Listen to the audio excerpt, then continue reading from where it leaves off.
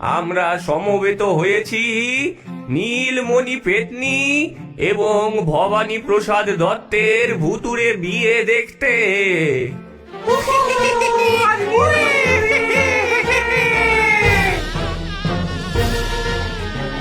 ধুমধাম করে পেতনি এবং শেয়ালের বিয়ে হলো, কিন্তু বিয়ের রাতে ভবশেয়াল পড়ল নতুন ঝামেলায়। ভূত সমাজের নিয়ম অনুযায়ী এবার তোমাকে খাওয়ার পালা। হ্যাঁ, কি খেতে হবে? আমাকে খাবে? এটা কি বলছো তুমি? তুমি জানো না, আমরা পেতনিরা যাদের বিয়ে করি তাদের বিয়ের রাতেই খেয়ে ফেলি, এটাই আমাদের রীতি।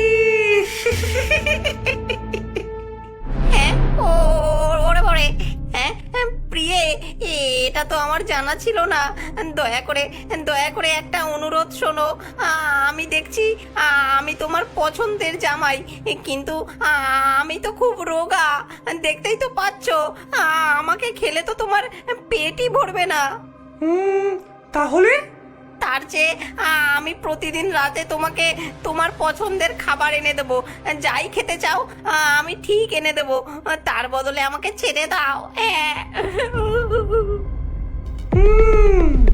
মন্দ প্রস্তাব নয়। এত বছর ধরে একা একা এত কষ্ট করেছি, এবার একটু সেবা যত্ন পাওয়া যাবে।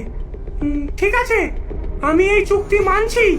আজ থেকে তুমি আমার জামাই, কিন্তু মনে রেখো, একদিনও যদি তোমার আনা খাবারে আমি সন্তুষ্ট না হই, তাহলে তখনই তোমাকে আমি খেয়ে ফেলবো।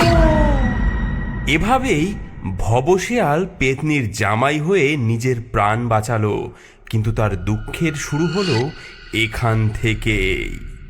এই এই ভবানী প্রসাদ, শুনছো? আজ আমার শ্মশানের খুলির জল খেতে ইচ্ছে করছে গো। হ্যাঁ, শ্মশানের খুলির জল? সেটা আবার কি? সেটাও জানো না? শ্মশানে বৃষ্টি হলে সেই জল যখন খুলির ভেতর জমে, সেটা আমরা ভূতেরা ওটা খুব পছন্দ করি। তোমাদের যেমন ডাবের জল, আমাদের তেমন শ্মশানের খুলির জল। হ্যাঁ, আরে বাপরে, এটা কোথায় পাবো আমি? সেটা তোমার সমস্যা।